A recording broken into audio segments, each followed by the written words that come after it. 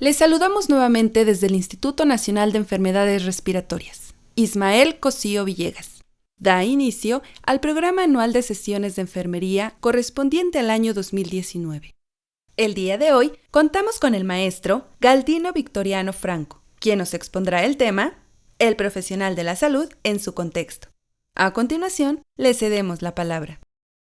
El tema que me han encargado es un tema fabuloso, interesante, sobre todo por la situación social y política que estamos viviendo en la actualidad. ¿Sí? Y nuestro mundo, ya bien lo decía el doctor Rodríguez, nuestro país está teniendo cambios significativos y el mundo no está ajeno a ello. Bueno, vamos a empezar. Vamos a ir un poquito por la historia, son 3 segundos de historia. ¿Cómo era el Imperio Azteca? Se nacía más igual, uno podía ser campesino toda la vida o pasar a ser noble.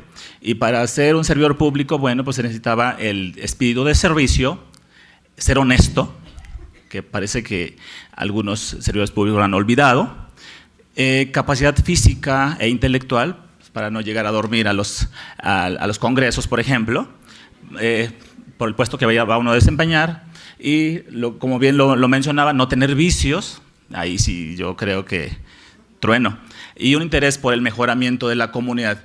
Vean cómo ya nuestros ancestros ya tenían estas distinciones. Si ustedes ven al Macehual que está en la parte de atrás, bueno, no tiene cofia, no tiene nada, pero acá adelantito ya están los servidores públicos y ya tienen su penacho y la compañera, pues ya sus molotes, ¿no? Muy coqueta ella. Seguimos. Entonces, en la época colonial, pues no se tenían, ahí se desvirtuó un poco, no se tenía una calificación de puestos.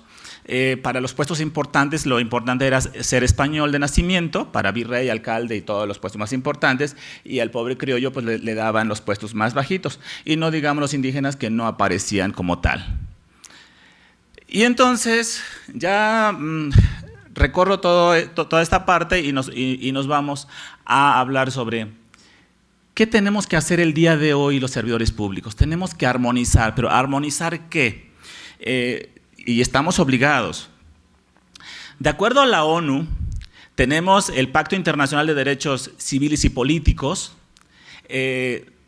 Al mencionar la ONU, estamos hablando que que es un agente rector por los tratados internacionales, que estamos obligados a observarlos. También tenemos aquí las sentencias que en el segundo renglón que ustedes ven ahí, o en la segunda columna, perdón, las sentencias de las convenciones interamericanas. Y nuestro país, tenemos reformas, tenemos Plan Nacional de Desarrollo, pero en la actualidad, si una sentencia sale a nivel nacional, o no sale a nivel nacional y nos vamos a la Corte Interamericana, hoy día sí es vinculatoria. Ejemplo, ahí les puse un caso, es tarea para la casa, el caso de Irene Cruz Zúñiga, una indígena oaxaqueña que fue violentada. Esto fue en el 2001, padeció de violencia obstétrica, sigue en cama, es una mujer que tuvo discriminación estructural. Y esto quiere decir que nadie le hizo caso a ella por su salud, o sea, el estado de Oaxaca se deshizo, el IMSS en específico, y el esposo demandó, tampoco se le hizo caso. Un magistrado ya casi en el último año de su gestión, en 2014, y no crean que bajo su propio albedrío, sino porque una ONG los empezó a molestar, les empezó a decir, ¿qué está pasando con este caso? Hay un grupo de mujeres que, como siempre, aguerridas, empezaron a ver el caso, no tanto que les interesara, pero resulta algo bueno. La PGR atrajo el caso, se fue a la Corte Internacional. Hace 20, 25 días salió la sentencia a favor. Obviamente la que aplicó la anestesia y la dejó en estado vegetal, ella, pues digo, ya prescribió esto hace más de 18 años, ella tiene un hijo. Esto se los cuento así rápidamente, pero lo pueden checar en YouTube, aparece el caso, son 20-25 minutos lo que se van a llevar, muy interesante. Interesante porque también para enfermería, a pesar de que no tienen los recursos y los medios, ellos pues tienen la piel íntegra de esta mujer y en las condiciones más precarias pues de salud, y el hijo tiene 18 años. Entonces esa sentencia sale a favor y ya se le da, se le va a reparar el daño a esta familia. Muchos se preguntan, bueno, ¿y esto en qué va a remediar? Pues yo creo que bastante, porque la familia está cansada. El esposo, al enterarse de lo que pasó, si puso la demanda, no le hicieron caso, mejor se fue a los Estados Unidos. Por allá nos vamos todos cuando queremos sustraernos a nuestras obligaciones. Entonces, se fue y dejó a la familia sola. El muchachito tiene 18 años. Actualmente, gracias a la sentencia, este muchacho va a tener la oportunidad de estudiar. Ella va a tener la oportunidad de que tenga sus terapias, una ambulancia que la lleve y la traiga. Su hermana se le va a resarcir los años que ha cuidado a Irene. Su madre y su padre serán indemnizados. ¿Sí? Entonces seguimos. Entonces vemos aquí cómo es vinculatorio. Lo que pasa en México, si no se resuelve aquí, se resuelve más arriba. Pero todos tenemos que estar en la misma sintonía. Tenemos la Constitución Política de los Estados Unidos Mexicanos en la reforma del 2011, en el artículo 1. Si ustedes se dan cuenta, se agrandó, se le metió ahí en el segundo párrafo. En el segundo recuadro dice, en los Estados Unidos Mexicanos, todas las personas gozarán de los derechos humanos reconocidos en esta Constitución. Gracias. Y en los tratados internacionales de los que el Estado mexicano sea parte, así como las garantías para su protección, cuyo ejercicio no podrán restringirse ni suspenderse, salvo en los casos y bajo las condiciones que esta Constitución establece. Esto quiere decir que hoy día estamos bajo la mirada de derechos humanos, todos.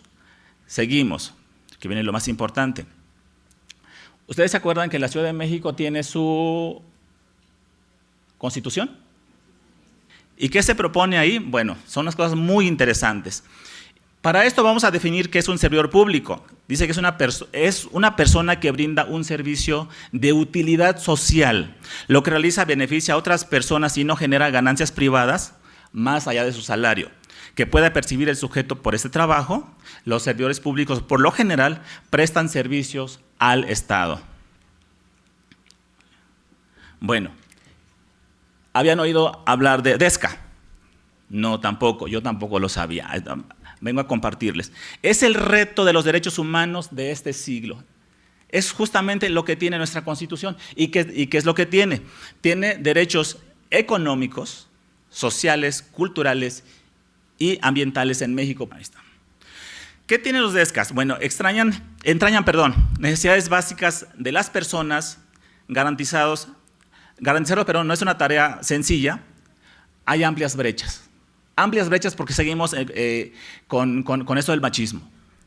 Tenemos una comunidad indígena en Oaxaca, por ejemplo, donde las mujeres tomaron el poder. La alcaldesa es una mujer, una maestra jubilada, todas.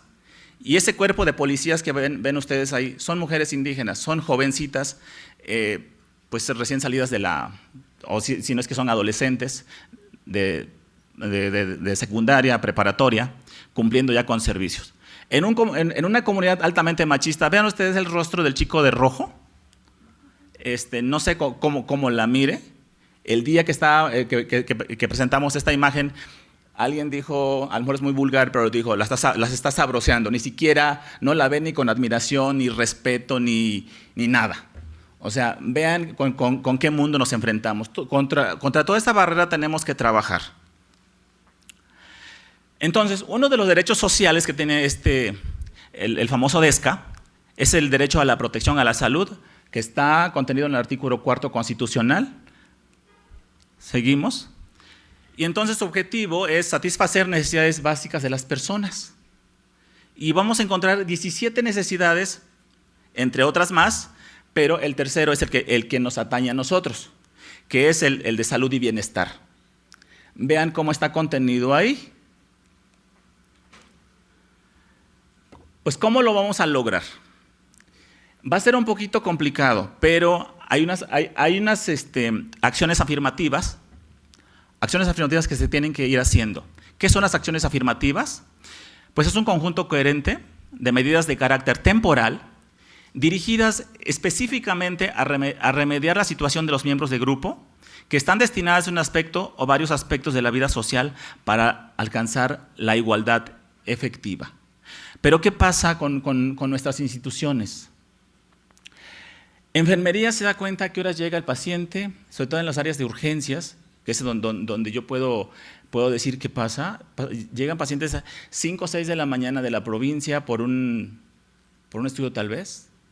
Va pasando el medicamento entre 8 y 9 de la noche, esto es real, y pacientes que a lo mejor nada más traían para el pasaje y pensaron regresarse pues, en 1 o 2 horas para llegar a comer a la casa. Resulta que ya no se pueden ir porque su camioncito sale a las 10 el último, y no es aquí, hay que ir a la central camionera. Cosas como esas. Podemos ejemplificar muchas. Entonces, ¿dónde está la acción? No está en la parte alta, no está en lo que dice la Constitución, está en lo que nosotros vemos, lo que nosotros trabajamos. El servidor público, el enfermero, la enfermera, el médico que se hace de la vista gorda. Cuando el paciente tiene hambre o porque lo ve de un modo u otro, cuando llegan pacientes que están agrediéndonos, gritando, ahí sí todo el mundo corre. Hacemos hasta lo imposible. No se diga cuando viene algún político. Pareciera que tienen imán, ¿no? Todo el mundo está ahí atrás, pero que no vengamos los indígenas a solicitar algo. Si nos lo dan, ya corrimos con suerte. Lo más seguro es que nos digan que no hay. Entonces, son acciones que tenemos que ir haciendo.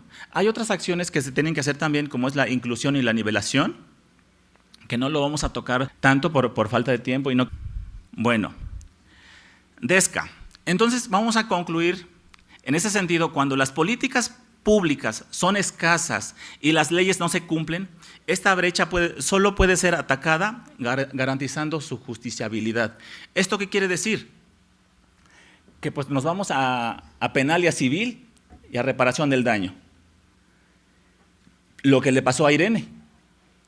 Y eso es, a veces mucho esperar. Salen las sentencias, pero a ver a qué hora te lo pagan.